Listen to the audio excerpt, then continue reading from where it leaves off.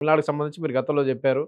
తమిళనాడులో ఇప్పుడు డీఎంకే ఒకవైపు అన్నా డీఎంకే, బీజేపీ కూటమి ఒకవైపు, హ్మ్. టీవీకే హ్మ్. తమిళ హీరో విజయ్ పెట్టిన పార్టీ ఒకవైపు. ఈ మూడిటి మధ్య ప్రధానంగా నడుస్తుంది. తమిళనాడులో కీలకంగా మారబోతున్నాడు విజయ్. ఓకే.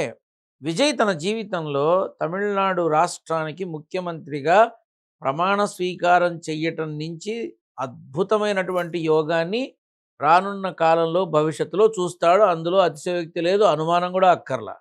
కానీ ప్రస్తుత పరిస్థితిలో ఊహించని విధంగా తనకి వచ్చేటటువంటి ఒక యోగం ఏదైతే ఉందో అది ఏ స్థాయిలోనైనా కూర్చోబెడుతుంది.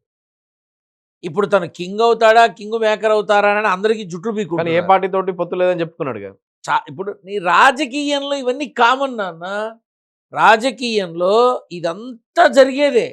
ఆనాడు ఎంజీఆర్, తర్వాత కరుణానిధి, తర్వాత ఈ అదేంటి మన జయలలిత, ఇప్పుడు విజయ్.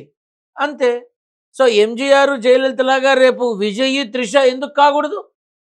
ఈ రానున్న కాలంలో తమిళనాడు రాజకీయాల్లో మళ్ళీ ఎంజీఆర్ మార్క్ పరిపాలన చూస్తారు. కానీ డీఎంకేకే విజయ అవకాశాలు ఎక్కువున్నాయి. ఎందుకంటే కరూర్‌లో ఏదైతే గత ఏడాది తొక్కిసలాట జరిగిందో, ఆ తర్వాత విజయ్ కొంత ర్యాలీలు గాని, ఇవి గాని తగ్గించుకున్నాడు.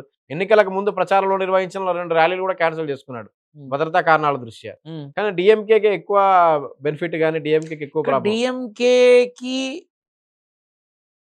పూర్తిగా మద్దతు ఉంది. కరెక్టే.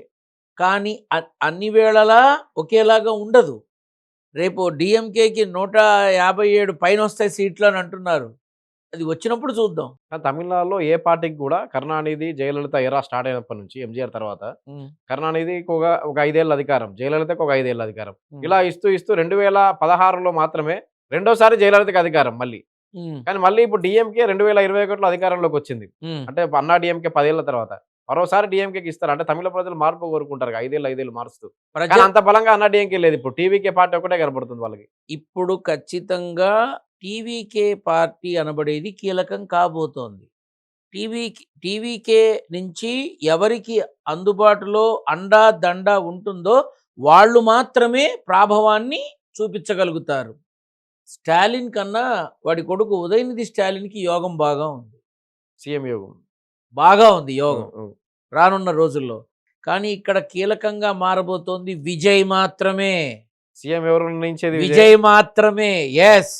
ఇప్పుడు కీలకంగా మారిన తర్వాత విజయ్‌నే సీఎంగా కోరుకోవడంలో తప్పే ఉంది. అన్ని పార్టీలు కలిసి. కాకపోతే మేము వాళ్ళతో కలవం, వీళ్ళతో కలవం అని అంటారు. రేపటి రోజున ప్రభుత్వ ఏర్పాటులో ఖచ్చితంగా అందరూ కలిసి ఒక తాటి మీదకొచ్చి నిర్ణయం తీసుకుంటారు. మీరు చూస్తారది.